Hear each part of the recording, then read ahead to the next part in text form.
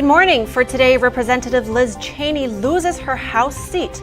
Trump-backed challenger Harriet Hageman doubles Cheney's votes to win Wyoming's House at-large GOP primary. Alaska holds its primaries. Senator Lisa Murkowski, Trump-endorsed Kelly Chewbacca, and Sarah Palin all advance.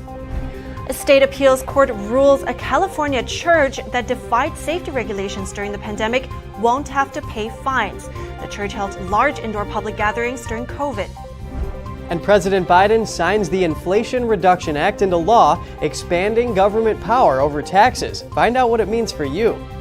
And a college senior is making a profound difference in her half-sister's life after the death of her parents. She's giving her a chance to live her teenage years to the fullest.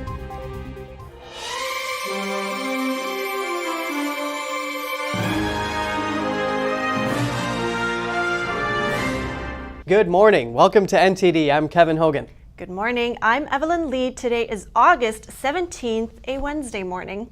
And first, we have some updates from Wyoming. It was an attention-grabbing election, and the results are out. Republican Representative Liz Cheney lost the House at-large primary yesterday. Cheney says she called Trump-endorsed Harriet Hageman to concede following the results. Here's Cheney at her concession speech. No office in this land is more important than the principles that we are all sworn to protect. And I well understood the potential political consequences of abiding by my duty. Our republic relies upon the goodwill of all candidates for office to accept honorably the outcome of elections. This primary election is over, but now the real work begins. I have said since January 6th that I will do whatever it takes to ensure Donald Trump is never again anywhere near the Oval Office, and I mean it. She's possibly considering a 2024 presidential run, but she angered Republicans by urging Wyoming Democrats and unaffiliated voters to switch their party registration and vote for her.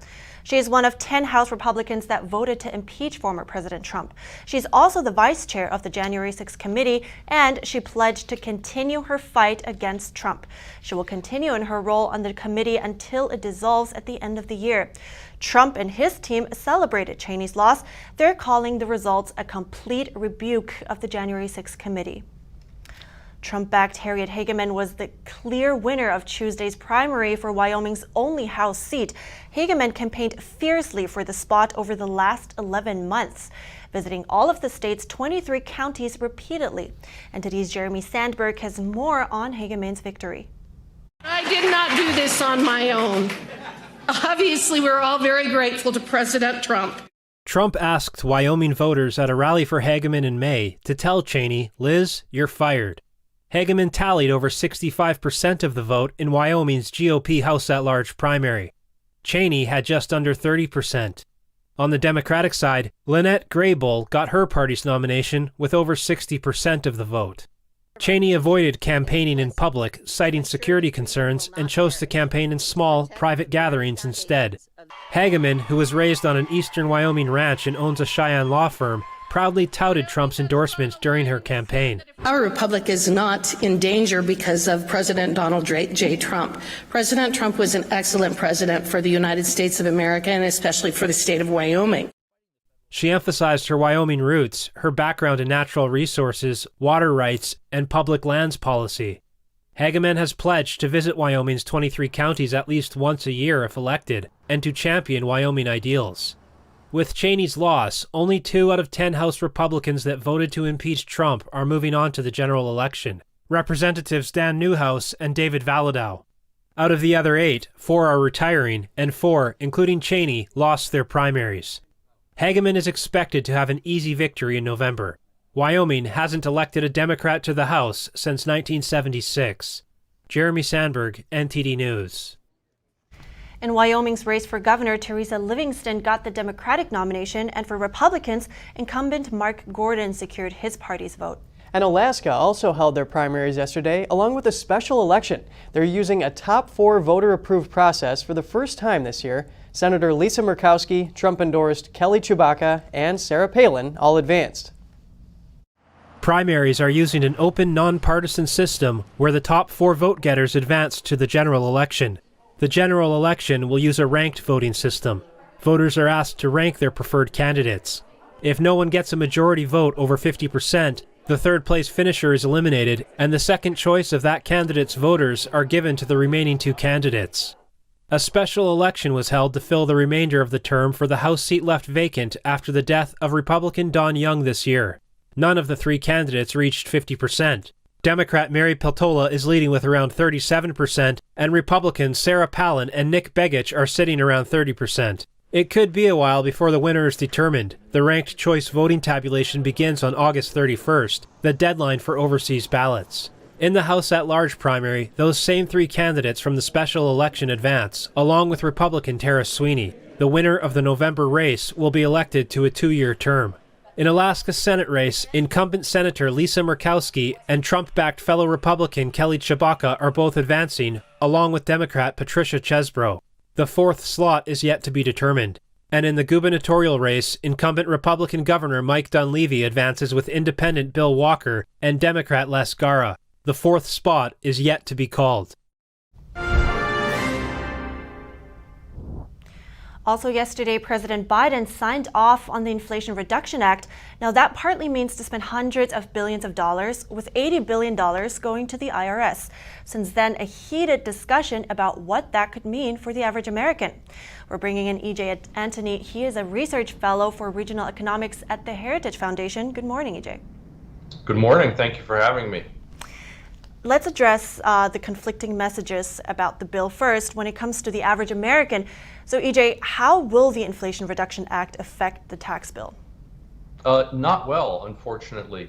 The average American is going to be much more likely to be audited and harassed by the IRS. And I use that word very purposefully. I was just speaking to a millionaire friend of mine just 2 weeks ago, and he was explaining to me that he was audited a few years back.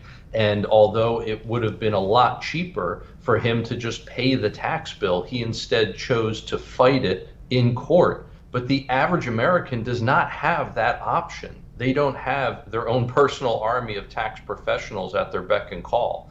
And so the average American, when they get hit with these tax bills, whether they are accurate or not, the average American is just going to have to pay them, unfortunately. And I think this is where it gets quite interesting, because a lot of different experts, politicians come forward and they seem to say different things. And then there is the Urban Brookings Tax Policy Center that also said the answer would depend on who you ask. But now I'm just wondering, how is it that you can get opposite answers by looking at the same bill?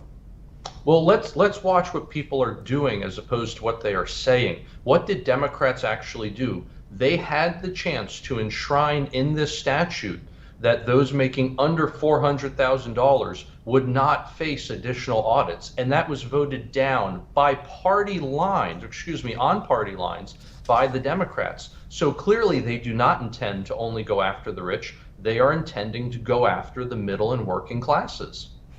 So I want to understand a little bit better here why you're saying what you're saying. So let's talk about the $80 billion that's being allocated to the IRS. How exactly will this be put into use?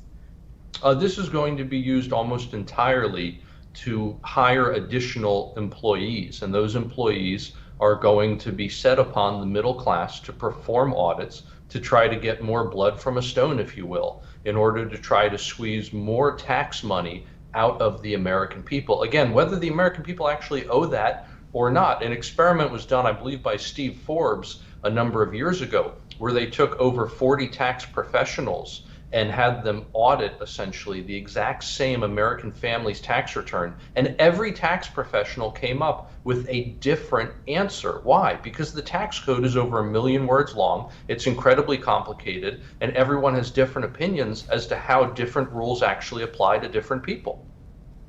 Wow, very interesting. EJ Antony, thanks a lot for taking time early this morning and for your insights. I appreciate it. Thank you for having me. Now onto the FBI's raid of former President Trump's Mar-a-Lago estate. Republican lawmakers say they plan to go after the FBI if they get the majority in Congress, but how much could they actually do? NTD's Jason Perry finds out more. The FBI raid of former President Donald Trump's home has left many people with concerns. Recently, Republicans said if the GOP wins the majority in Congress, they are going to do something about it. House Republican majority will leave no stone unturned when it comes to transparency and accountability into the brazen politicization of Joe Biden's DOJ and FBI targeting their political opponents. Mike Davis, founder of the Article 3 Project Defending Rule of Law, explained that under the Constitution, there has to be a detached judge to sign the warrant. He further added that the same judge who signed the warrant to raid Trump's home recently recused himself from the Trump versus Hillary lawsuit. If Judge Reinhardt had to recuse 6 weeks ago, how did his judicial conflict go away in the last 6 weeks? And the clear answer is it didn't. But what could Republicans actually do if they take control of Congress after midterms? I asked this question to Mark Meckler, the president and founder of Convention of States Action, which is concerned with bringing power back to the states and the people. Their legal role as Congress is to provide oversight to the executive branch, the FBI being law enforcement part of the executive branch. So they can hold committee hearings, they can set up commissions and panels to do investigations. They can subpoena documents, they can request and require that people come before Congress and testify. But I'm going to be honest with you, Jason, the reality is they don't do anything. He also mentioned that the House of Representatives has the power of the purse, and they can withhold funding from the FBI until they work through certain issues. Then Meckler explained another possible scenario. My perspective is right now, and the perspective of my organization, is that we should do away with the FBI. And this is something that Congress can actually do. The House of Representatives has the power of the purse. That means all spending has to initiate with the House of Representatives. And they can simply say, we're not going to give money to the FBI as currently constituted. So this is their chance to enforce whatever they want to on the FBI. I personally think what they ought to do is break up the agency, send its necessary functions, and there are some, send those out to other agencies, create a new agency if they need to, but I believe the FBI is beyond reform at this point. We reached out to the FBI for comment, but we didn't hear back before airtime. Jason Perry, NTD News. The federal judge overseeing the case is now scheduling a hearing for Thursday on whether to unseal the search warrant affidavit. Trump is asking for the documents to be unsealed, while the Justice Department has asked the court not to do so. A state appeals court ruled that a California church won't have to pay a fine for defying safety regulations during the COVID-19 pandemic. The church was ordered to pay $200,000 because it held large religious services. Calvary Chapel San Jose and its pastors were held in contempt of court and fined in 2020 and 2021. That's for violating state and county limits on indoor public gatherings. A California District Court of Appeals reversed those lower court decisions on Monday. It found that a ban by Governor Gavin Newsom on indoor worship services violated freedom of religion. Robert Tyler, a lawyer for the church, called the ruling a great win for the sake of liberty. The decision came less than a year after the High Court previously ruled the ban was justified on health and safety grounds. Arizona and Nevada will face cuts in the amount of water they can draw from the Colorado River. It comes for the second year in a row as the region endures extreme drought. The cuts are planned for next year. States will be forced to make critical decisions about where to reduce consumption and whether to prioritize growing cities or agricultural areas. Mexico will also face cuts. This comes as water levels continue to plummet at Lake Mead and Lake Powell, threatening hydropower production. Millions of Americans will be able to buy hearing aids without a prescription later this fall. The news comes after a long-awaited FDA rule was finalized Tuesday. The FDA says the regulation creates a new class of hearing aids that don't require a medical exam, a prescription, and other specialty evaluations. That's expected to increase competition and eventually lower costs. The devices, which are intended for adults with mild to moderate hearing problems, will be sold online or over the counter at pharmacies and other retail stores. The FDA estimates that nearly 30 million adults could potentially benefit from a hearing aid. Currently, only about 1/5 of people with hearing problems actually use one. The FDA first proposed the rule last year, and it takes effect mid-October. And in other news, over 100,000 rail workers should get raises of nearly 25%. That's according to a suggestion by a special board appointed by the Biden administration. The board also suggests workers receive thousands of dollars in bonuses as part of a new agreement to avert a strike. Railroads and unions will use those recommendations as the basis for a new round of negotiations over the next month. It remains to be seen if railroads will agree to the higher wages or find ways to address union concerns about working conditions. If the two sides can't agree on a new deal by mid-September, federal law would allow a strike or lockout. But Congress is likely to intervene before then to keep the supply chain moving. And coming up, explosions and fires ripped through an ammunition depot in Russian-occupied Crimea. 3,000 people evacuated. Russia is calling it an act of sabotage. And an unusual drought hits China's Yangtze River, triggering power shortages and hitting apple suppliers. It's the country's worst heat wave in 6 decades. Stay tuned to find out more.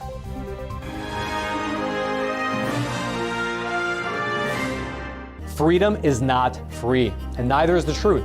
In order to bring you the facts, our reporters are out there on the front lines getting the true story. Some of them served 10 years of prison in China. We've been censored on social media. Our Hong Kong printing offices were set on fire, and we've been repeatedly attacked by the Chinese Communist Party. But no matter what, we believe that you deserve the truth, and so we'll continue to bring the truth to light. Head on over to getepic.com and try honest journalism that is based in truth and tradition. We'd love to have you on board. The 2022 NTD 8th International Chinese Vocal Competition will be held from September 29th to October 2nd at the Merkin Hall of Kaufman Music Center in New York City. The competition is honored to have specially invited vocalists with the world-renowned Shen Yun Performing Arts to serve on its panel of judges. The gold award is $10,000. For more information, please visit vocal.ntdtv.com.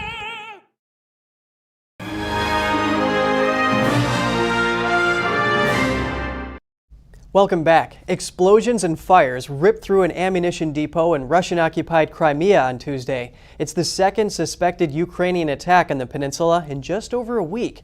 The fires forced the evacuation of over 3,000 people.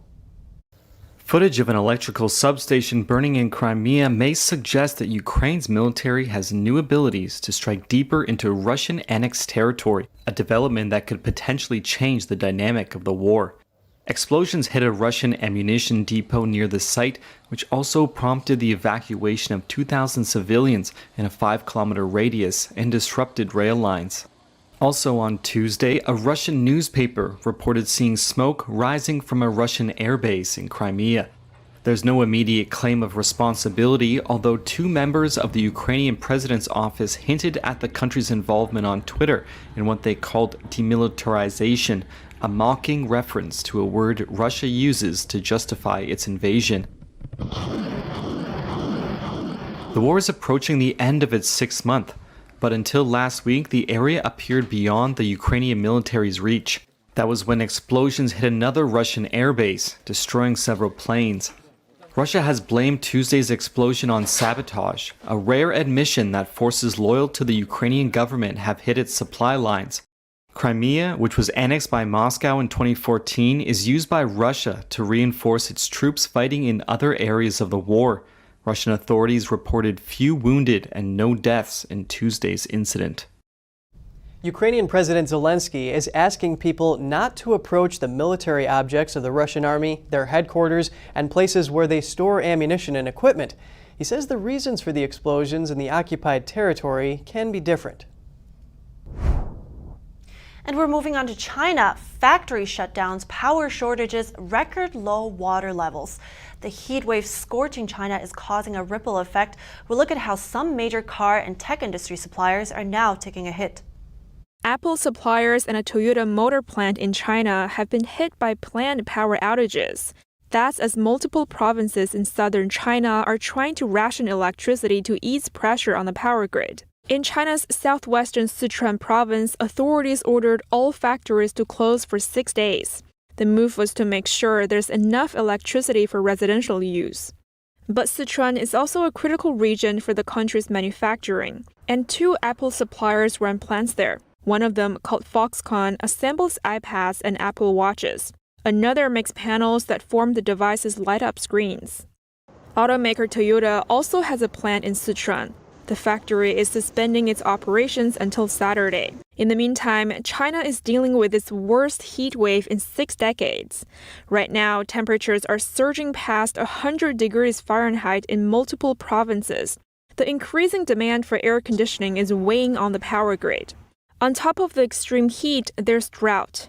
China's famed Yangtze River is feeling the effects, reflected a record low water level because of a lack of rainfall. It's especially unusual because August is normally part of China's flood season. The river stretches from Tibet to Shanghai, reaching about a third of China's population. American Airlines agreed to buy up to 20 jets from aircraft maker Boom Supersonic on Tuesday. It's now the second major U.S. airline to bet on ultra-fast passenger travel in the last 2 years.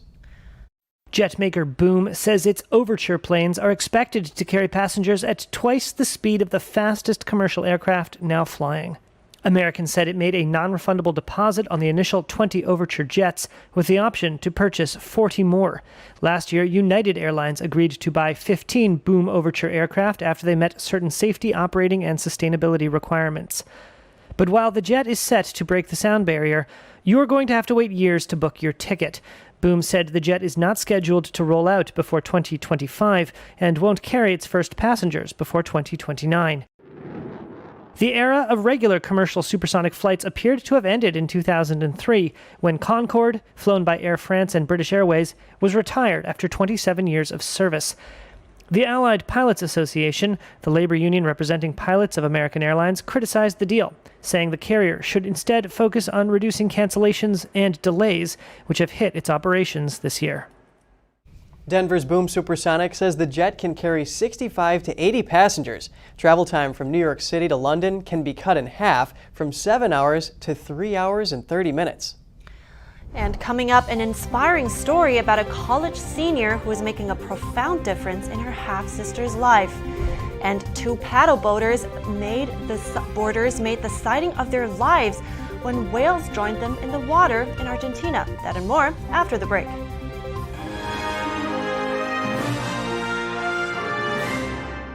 Communism is evil.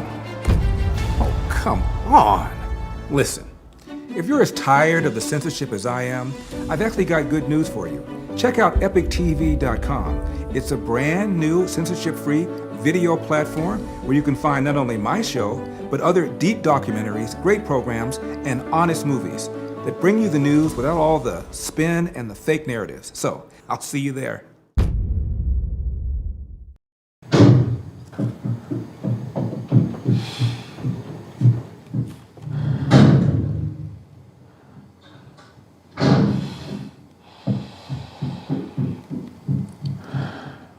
I love you!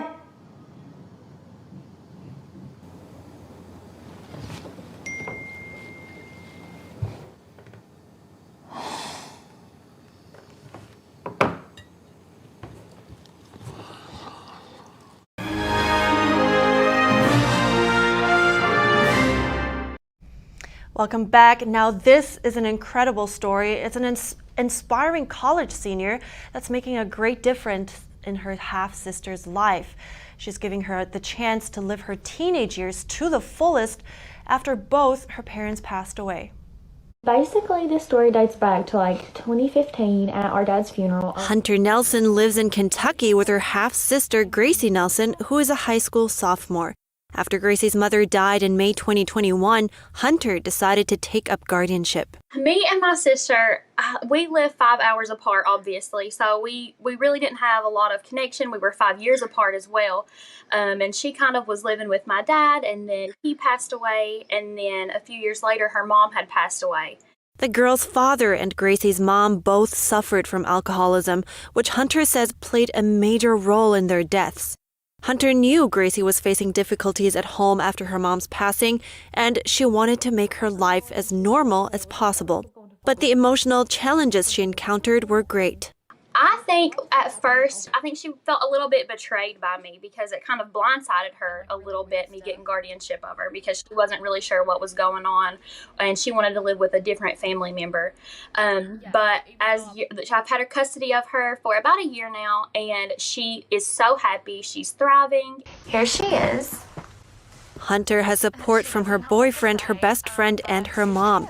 Despite this, her role as a guardian isn't easy, but she finds it very rewarding. For a while, I had a hard time getting out of the sister mindset. I didn't ever want to tell her what to do. I didn't want to ever make her mad. I felt like she would be hateful towards me. I was scared of her a little bit, I guess. Gracie doesn't care that she has rules. Wait, if y'all don't give y'all's 15-year-old rules, there is no telling what they're out there doing. She feels the experience made her more confident and has taught her a lot. I think before taking guardianship of Gracie, I was very short-tempered. I was very just easily aggravated. And as a person in that aspect, I have grown a ton because I have had to gain a lot of patience and understanding. Hunter and Gracie also enjoy being active together. She loves to be outside and to go hiking. So we do a lot of that together, and she loves to travel. So we like to as many places as we can, even if it's just a day trip. After Hunter graduates from college, she plans to teach in their hometown until Gracie finishes high school. I would love to see her go to college. She already has some colleges sending her letters because she is a straight-A student. After Gracie's graduation, they plan to move to a bigger city. Hunter is excited about the future and where it will take Gracie. And we're doing our best, so. Wow, I can't even imagine what this would be like. And I think her love and, her strength, or both their strengths, is absolutely inspiring. If I think about what I was doing with 22, honestly. Yeah, no, you're right. It is a huge responsibility at a young age, and it works miracles for self-improvement. But going from land to sea, have you ever encountered a whale up close? Our next story brings us to Argentina, where two paddleboarders got a surprise personal greeting from some whales. The two Argentine paddleboarders made the sighting of their lives when whales swam next to them in the coastal town of Monte Hermoso on Tuesday. Isn't that incredible? These men did not identify the species of whales, but it looks like a southern right whale, which is very active in that area. The paddleboarders say they never felt fear, only an immense feeling of joy. In the videos, one of them can be seen trying to pet the whale. In another shot, the other paddleboarder is pushed off his board by one of the animals. They told local media they were surrounded by 12 whales for around an hour. Wow, they didn't feel fear at all. That's amazing. And they got pushed off the paddleboard as well. I'd be petrified. Really? I mean, come on, where's your sense of excitement and adventure? I don't have any, obviously. I bet it'd be cool to ride one of those. Yeah, that's true. True. Maybe it's pretty cool to see whales. Man, I think the budget list as the show goes on just gets longer and longer. Whale sightings? Yeah, that'll be a good one. All right, that's all for today's program. Before you go, though, we'd love to hear from you. Share your thoughts with us and your story, so shoot us an email at goodmorning@ntd.com. Thanks for watching. I'm Evelyn Lee. And I'm Kevin Hogan.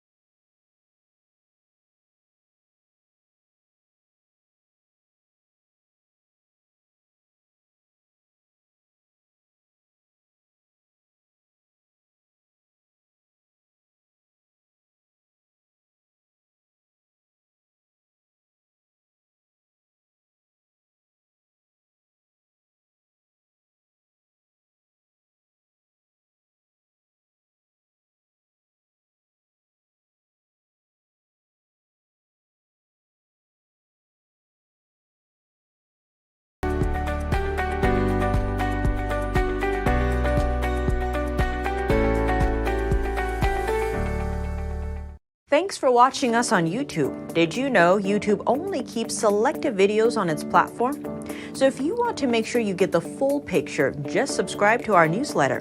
Go to newsletter.ntd.com and sign up. It's free.